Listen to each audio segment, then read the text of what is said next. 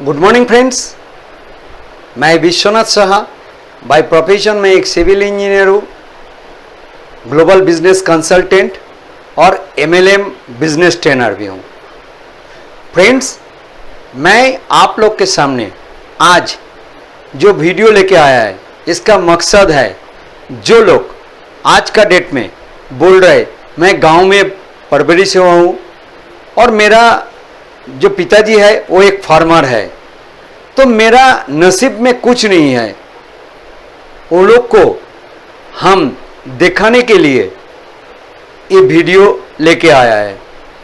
ये वीडियो का माध्यम से हम एक शख्स को दिखाएंगे जिसका पिताजी एक फार्मर है और जियो जो एक गांव से बड़ा हुआ है, लेकिन वो एमबीए करते करते अचानक उसके पास एक अपॉर्चुनिटी आया है और वो अपॉर्चुनिटी लेके आज का डेट में वो उसका फाइनेंशियल जो बैकग्राउंड है, महीने में वो 14 लाख रुपया कमा रहा है। उसका already 3 world class luxurious car है, जिसका एक कार है रेंज रोवर। ऑलरेडी बहुत सारा फॉरेन ट्रिप भी किया है। ऑलरेडी उड़ीसा भुवनेश्वर में 2 फ्लैट भी ले चुका है।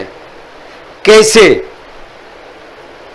उसके बारे में हम लोग सुनेंगे खुद उसका मुख से।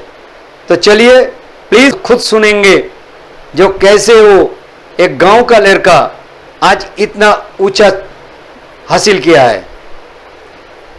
मेरा नाम सरोज फनिग्रही, मैं भुवनेश्वर से हूं और 2008 20 जुलाई जब मैंने भुवनेश्वर में एमबीए कर रहा था और इस शहर मेरे लिए नया था क्योंकि इस शहर में मेरा घर नहीं था। लगभग यहाँ से 150 किलोमीटर दूर एक इंटीरियर है, छोटा सा डिस्ट्रिक्ट है भद्रक। वहां से भी 30 किलोमीटर दूर जाके एक छोटा सा गांव में मैंने अप टू 10 तक पास आउट करके मैंने आईएससी के लिए, आईएससी बीएससी मेरा हायर स्टडी के लिए मैंने उड़ीसा वेस्ट बंगाल बॉर्डर में एक सिटी है बारीपदा, छोटा सा टाउन, वहां जाके मैं अपना आईसी एंड बीएससी कंप्लीट किया। और 10th का बाद जब मैंने छोटा सा शहर बारीपदा पहुंचा, वहां पे मेरे पापा ने 1 रुपया नहीं दे पाया। मैं वहां जाके बच्चे को ट्यूशन पढ़ाया, ट्यूशन पढ़ा के अपना आईसी बीएससी कंप्लीट किया। 1 रुपया नहीं लिया था। और जैसे बीएससी कंप्लीट किया वहां से फिर भुवनेश्वर में 2004 को भुवनेश्वर पहुंच गया। 2004 जनवरी में जब भुवनेश्वर पहुंचा तब तक मेरे पास केवल था क्या, मेरे पास केवल सिंपल बीएससी का एक सर्टिफिकेट था एंड दूसरा कोई टेक्निकल नॉलेज नहीं था, टेक्निकल कोई सर्टिफिकेट नहीं था। दूसरा मेरे पास नहीं था क्या, मैं बहुत डरपोक था, शाय नेचर था, ज्यादा बोलता नहीं था और मेरे पास पैसा नहीं था, मेरे पास कांटेक्ट नहीं था और मेरे बैकिंग में कोई सपोर्ट नहीं था।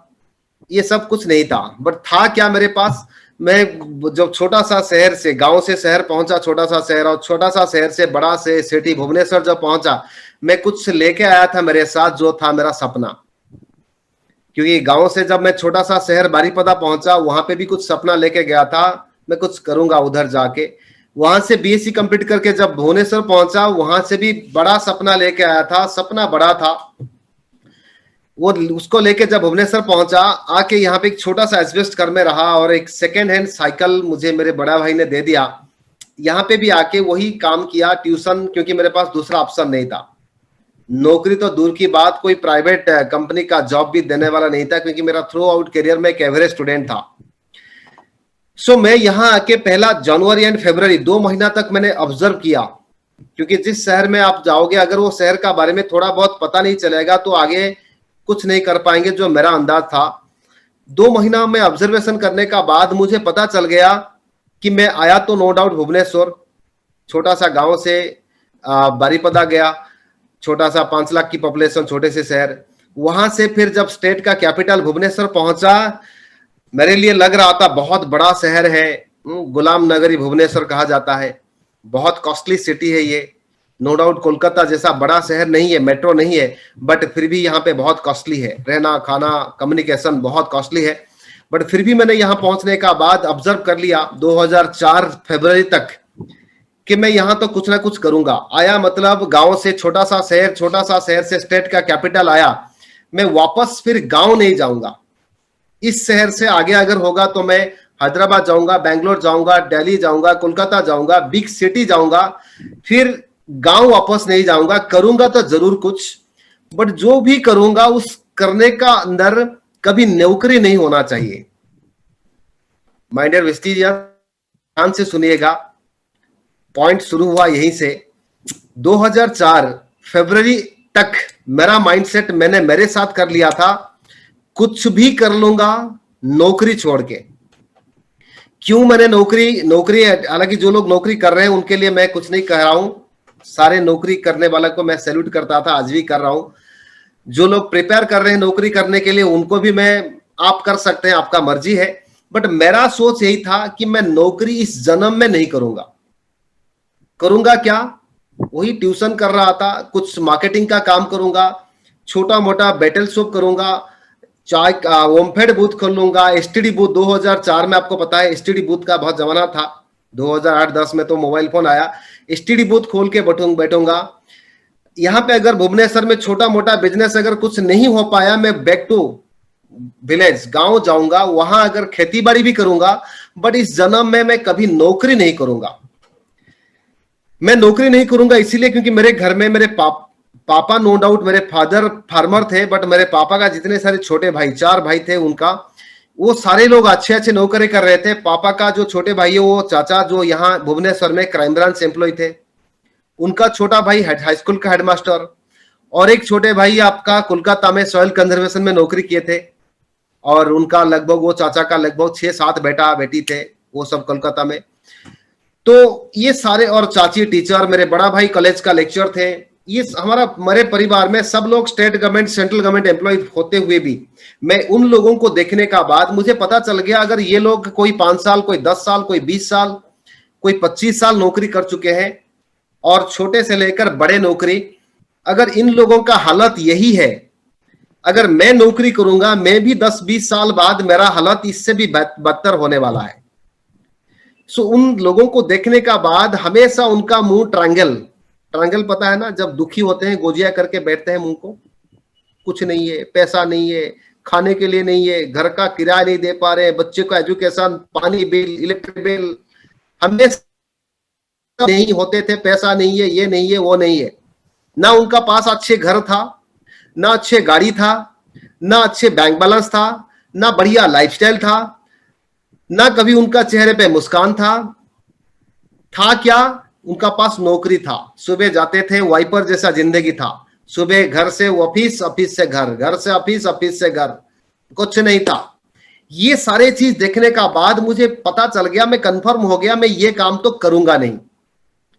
ओके, अपना छोटा सा अगर पान दुकान भी खोलूंगा ना, कोलकाता में आपको पता है एक रस्सी पहन के ऐसे गले में फंदा बांध के खड़े होके पान बांध देते हैं, वही काम भी करूंगा तो अपना मर्जी का मालिक मैं हूंगा। ओके, मेरा मर्जी, जाऊंगा तो जाऊंगा, नहीं तो नहीं जाऊंगा, कोई कहने वाला नहीं है। नौकरी करूंगा तो अब मुझे स्लैंग लैंग्वेज सुनने पड़ेगा, अगर थोड़ा 10 मिनट लेट हो जाएगा, अंगूठा लगाने का 10 मिनट लेट हो जाएगा, मुझे बॉस से डांट सुनना पड़ेगा, अपने घर जाने के लिए भी मुझे परमिशन चाहिएगा। ओके, मेरे शादी जब करूंगा, मेरा बीवी का बर्थडे या बेटों का बर्थडे मनाने के लिए मुझे बॉस का परमिशन चाहिए। ये सारे चीज 2004 फरवरी तक, जबकि वेस्टीज कंपनी, हमारा कंपनी भी शुरू नहीं हुआ था 2004 फरवरी तक, कंपनी शुरू हुआ 2004 2 जून को शुरू हुआ। मुझे पता नहीं था वेस्टीज खोलेगा, मैं ज्वाइन करूंगा 2008 में, तो ये सब मुझे पता नहीं था। बट 2004 फरवरी 2 तक मैं ये सब माइंडसेट करके मैंने क्या किया, शुरुआत में भुवनेश्वर में, क्योंकि रहना खाना सारे मेरे पर डिपेंडेंट था। 10th का बाद 1 रुपया नहीं लिया था, गांव से बारीपदा गया, अपना पैसों से मैंने ट्यूशन करके अपना ग्रेजुएशन कंप्लीट किया। मतलब जाहिर सी बात, ग्रेजुएशन का बाद 1 रुपया मुझे घर मेरे को देना था, घर को, मेरे माता पिता मेरे ऊपर डिपेंडेंट थे। हालांकि मेरे बड़ा भाई नौकरी कर रहे थे, बट वो 1 रुपया नहीं दे रहे थे घर को, वो कंप्लीट डिटैच हो चुके थे माता पिता से। बट मेरा ऊपर डिपेंडेंट मेरे माता पिता थे। जब मैं स्टूडेंट था और मैं वहां पे उस समय ट्यूशन कर रहा था, और ट्यूशन करके मैंने फिर कुछ दिन कंस्ट्रक्शन लाइन में काम किया, मार्केटिंग कुछ दिन, फिर उसको छोड़ा, फिर मैंने कुछ दिन एक मेडिकल बन रहा था, हाईटेक मेडिकल, वहां पे कुछ दिन मार्केटिंग का काम किया, फिर उसको छोड़ा, फिर मैंने सोचा इंश्योरेंस करूंगा। मैंने इंश्योरेंस सेक्टर में फिर एंट्री किया, जितना दूंगा उतना मिलेगा, और इंश्योरेंस मेरा चल रहा था। उसका साथ साथ मैंने साइमल्टेनियसली मैंने एमबीए एडमिशन किया, एंड इंश्योरेंस एंड एमबीए दोनों चल रहा था। मैं सोच रहा था एमबीए इसलिए नहीं कर रहा था कि एमबीए करके मैं नौकरी करूंगा, नो, एमबीए कर रहा था कि आपको सबको पता है अगर आप अच्छे पढ़ा लिखा कर लोगे ना, मान लीजिए यहाँ पे भी कुछ लोग बैठे हैं जिनका उम्र अभी 40 साल 50 साल 60 साल की उम्र में भी लोग बैठे हैं। अगर आपका प्रबीर सेन जी बैठे हैं लगभग मोर देन 45-50, अगर आपका उम्र अभी 45 भी 50 साल भी है ना, तब भी अगर आप किताब पढ़ोगे तो आपको काम आएगा डेफिनेटली।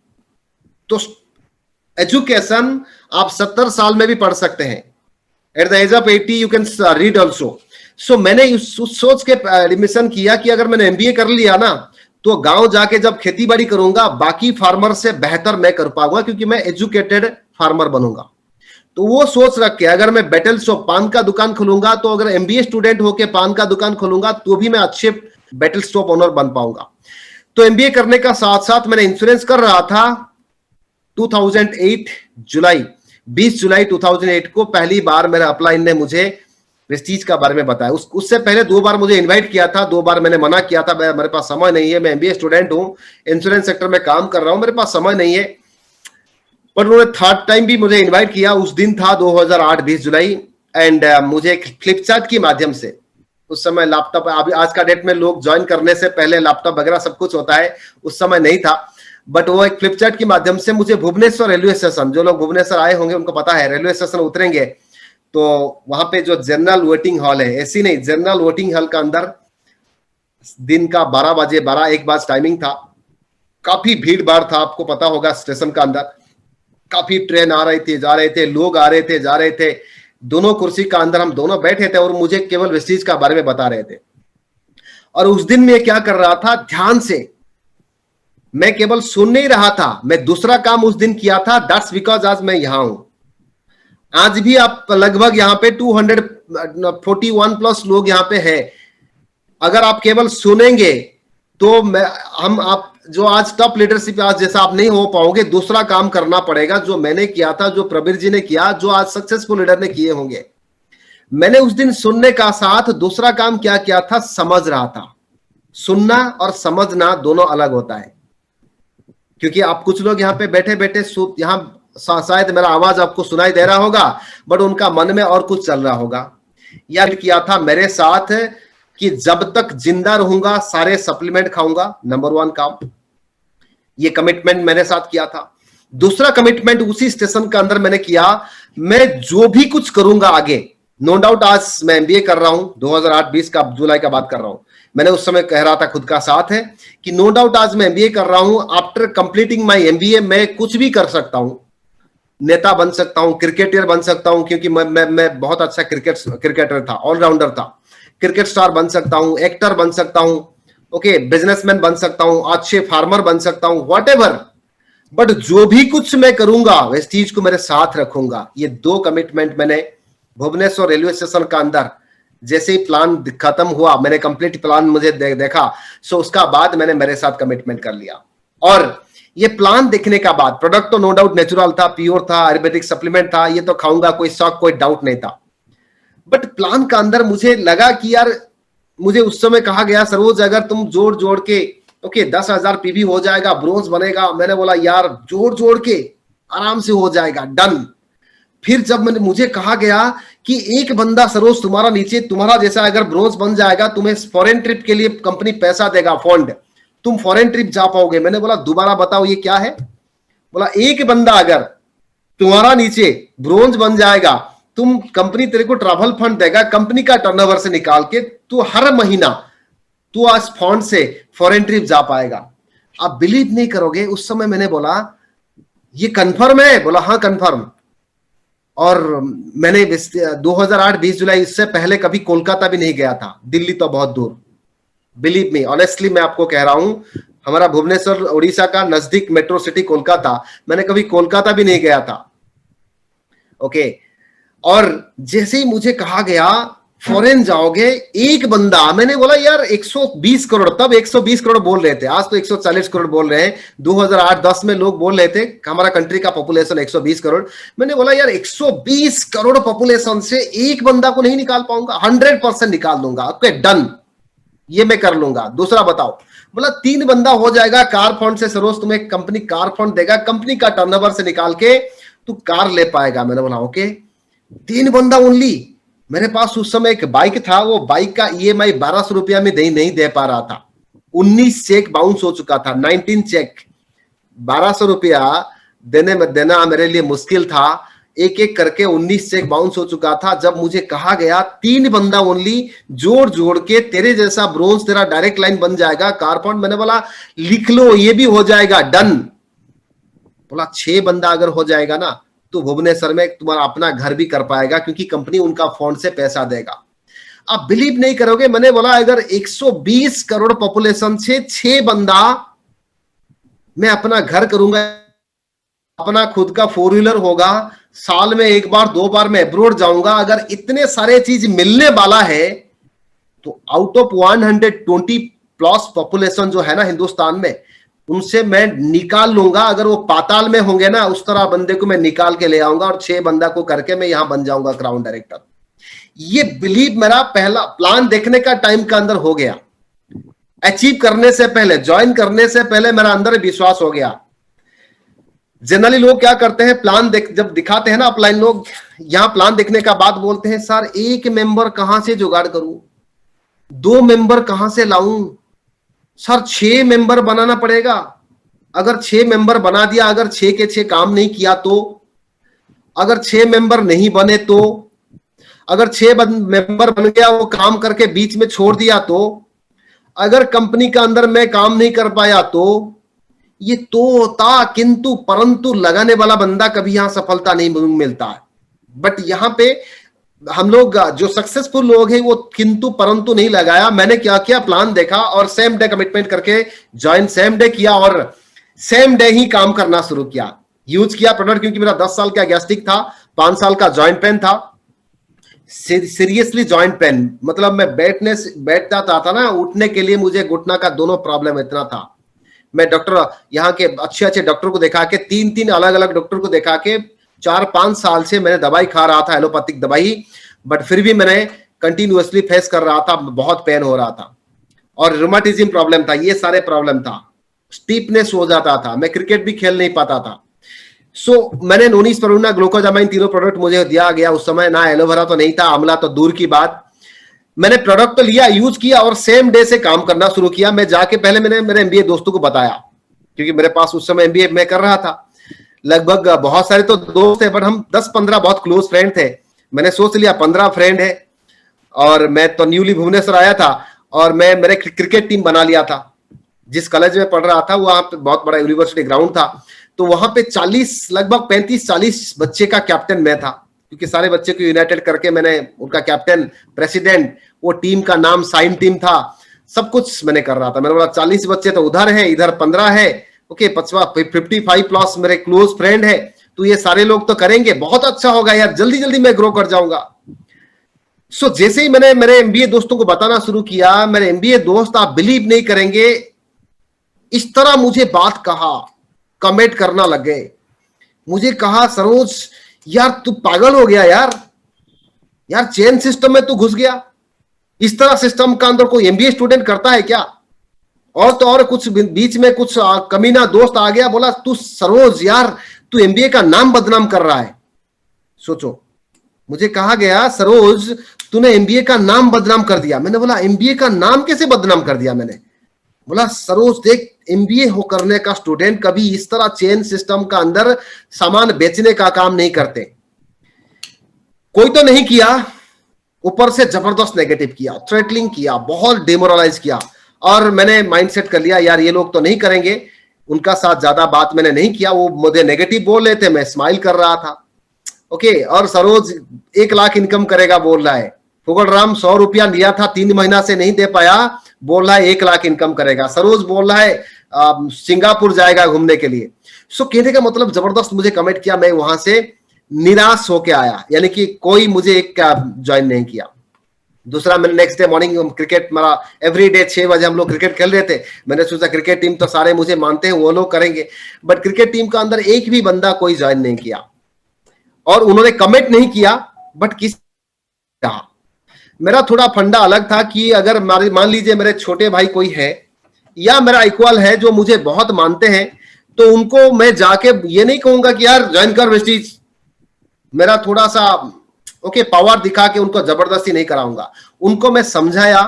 बट मुझे लग गया यार ये किसी का इंटरेस्ट नहीं है। कोई सुनता था, थोड़ा स्माइल करके चला जाता था, कोई नेगेटिव नहीं कहा, बट मेरे साथ इतना कोई साथ नहीं दिया। यानी कि मेरा क्रिकेट टीम में नहीं किया, कोई भी मेरा एमबीए दोस्त भी नहीं किया। मेरे बड़ा भाई जो कॉलेज का लेक्चर इसी शहर में थे, उन्होंने तो आके मुझे डांटा जबरदस्त, गुस्सा हो गया, बोला तू पागल हो गया क्या, इस तरह काम कोई करता है क्या। मैं देखा हूं कितने बड़े बड़े रथी लोग, बड़े बड़े जो American company, Korean company, okay Australian company, okay Japanese company का अंदर करके सारे देख सकते हैं। इधर यहाँ पे भी लिखा है वही, I am Saroj, my goal, I am Saroj Panigrahi, I am so happy and grateful that I am going to earn. इधर भी सारे लिखा है।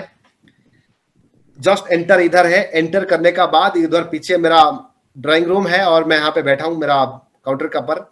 जो भी आएगा पहला इधर नजर पड़ेगा ताकि लोग देखेंगे।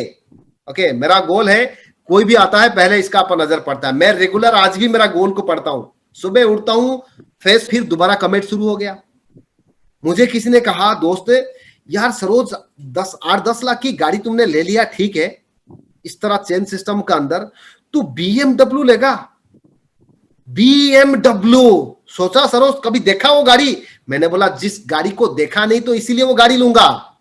मैं देखा होता तो वो गाड़ी लेता क्यों?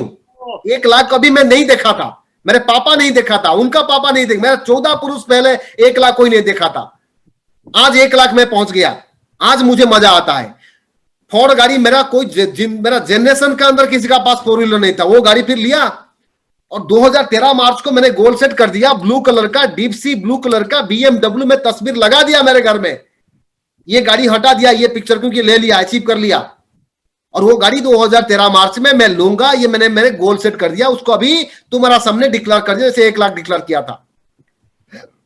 कुछ दोस्तों थोड़ा डाउट किए, बट मैं चला गया उनका सामने बोल के, लगाया फिर जी जान।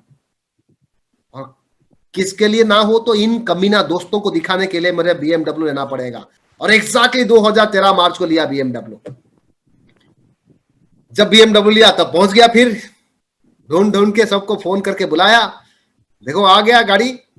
अब बिलीव नहीं करोगे, उस समय मैंने उनका चेहरे पर, उनका अंदर उदास, इतना दुखी हो रहे थे, ऊपर से तो खुश बहुत हो रहे थे, दुख हो रहे थे। बट गाड़ी जब मैंने पहुंच गया बीएमडब्ल्यू लेके, कुछ लोग तो, कुछ दोस्त तो बोले यार सर पर तू नहीं होता ना बीएमडब्ल्यू, हम लोग टच 2013 में नहीं कर पाते, एटलीस्ट बैठने का मौका 2013 में हमको नहीं मिलता। क्योंकि बीएमडब्ल्यू गाड़ी में मान लीजिए खड़ी है ना, आप जनरल लोग नॉर्मल गाड़ी है टच करके चला जाते हैं, ओके। बट जब प्रीमियम गाड़ी खड़ा होता है ना, वहां पे लोग थोड़ा सा केयरफुली जाते हैं, ओके, क्योंकि दूसरे का गाड़ी है। बीएमडब्ल्यू में कोई बैठने का भी हिम्मत नहीं मिलता, हमको मौका नहीं मिलता। सरोज ग्रेट यार, थैंक यू। मैंने बोला ये तो मेरा दूसरा गाड़ी है, 2018 मार्च को मैं तीसरा गाड़ी लेने जा रहा हूं, अप्रोक्सीमेटली 1 करोड़ का गाड़ी। बोले सरोज यार तू 1 करोड़ बोल या 5 करोड़ तू ले लेगा, क्योंकि 2 कमिटमेंट तू टाइम पे पूरा कर दिया। 1 लाख बोला था, 1 लाख कर दिया। फोर्ड बोला था, फोर्ड ले लिया 2010 मार्च को। बीएमडब्ल्यू बोला, बोल के तूने बीएमडब्ल्यू ले लिया। अब तू अगर 1 करोड़ बोल या 5 करोड़ तू ले लेगा, ओके। और 2018 मार्च 25 तारीख को शाम को 6 बजे मैंने बोला था, हर मीटिंग का अंदर बोला, ओके। एक सेमिनार मैंने गया था दिल्ली का अंदर, लगभग 2-2.5 हजार की काफी दिल्ली का अंदर प्रोग्राम सेमिनार था। वहां पे मैंने बोला मेरा तीसरा गाड़ी 2018 मार्च को लेने जा रहा हूं, अप्रोक्सीमेटली 1 करोड़। मैंने जस्ट बोला, जब अगला गाड़ी मैं लेने जा रहा हूं, एक कोने में कुछ ग्रुप बैठे थे, उन्होंने बोला सर 2018 मार्च 25 तारीख को शाम को 6 बजे। मैंने बोला आपको कैसे पता चला? बोला सर आप लखनऊ का सेमिनार का अंदर कहा था, हम लोग वो सेमिनार में बैठे थे। बरेली का अंदर कहा था आपने, इलाहाबाद सेमिनार का अंदर कहा था, ओके। तो आप तो जहां जहां जाते हैं आपने वही बात बोलते हैं, तो हमें याद है, इसलिए हम लोग आपका सपना हमें याद रह गया। यानी कि बोल के एग्जैक्टली 2018 मार्च को मैंने तीसरा गाड़ी लिया, premium car, range rover evoke. सोच लीजिएगा, गोल सेट का पावर कितना समझ आ रहा है ना। और गोल सेट का पावर केवल सेट करने नहीं, सोचने का हिम्मत करो, उसको चिपकाने की, लिखने की हिम्मत करो, या अगर कार है उसको लाने की हिम्मत करो, उसको चिपकाने की हिम्मत करो, उसको रेगुलर पढ़ने की हिम्मत करो, और डेयरिंगली आपको सबको बोलने की भी हिम्मत करो। अगर आप फेसबुक में हो, इंस्टा में हो, आप डेयरिंगली जो लोग लिख पाता है, अभी कुछ दिन पहले चाहिए कुछ रूल्स, आपका मेक योर ओन रूल बनाओ। मुझे सफलता चाहिए, और सफलता आसानी से नहीं मिलता, और सफलता ओवरनाइट भी नहीं मिलता भी जरूर सफलता, बट आपको काबिलियत बनाओ।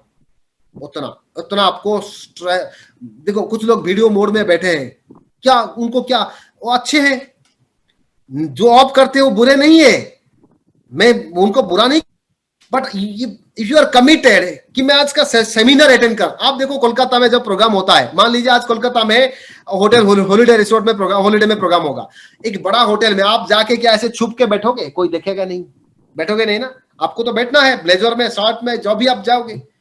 इधर प्रोग्राम अगर सेमिनार है, इधर क्यों हम लोग वीडियो ऑफ करेंगे? ये मैं आपको कुछ नहीं कह रहा हूं, मेरे टीम के अंदर में कुछ लोगों को बताता हूं क्यों अच्छे ड्रेस नहीं बैठेंगे।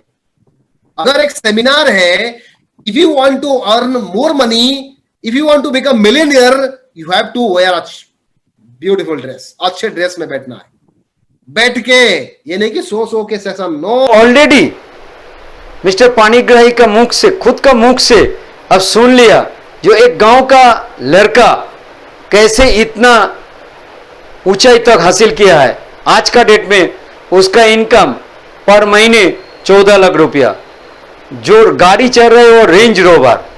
सोचिए, सिर्फ एक हासिल हुआ है क्योंकि उसके पास एक चीज था, वो था ड्रीम। तो फ्रेंड्स, आप लोग के पास आपका खुद का ड्रीम है, तो आइए हम लोग एक साथ काम करेंगे और आपका ड्रीम हम लोग हासिल कराएंगे।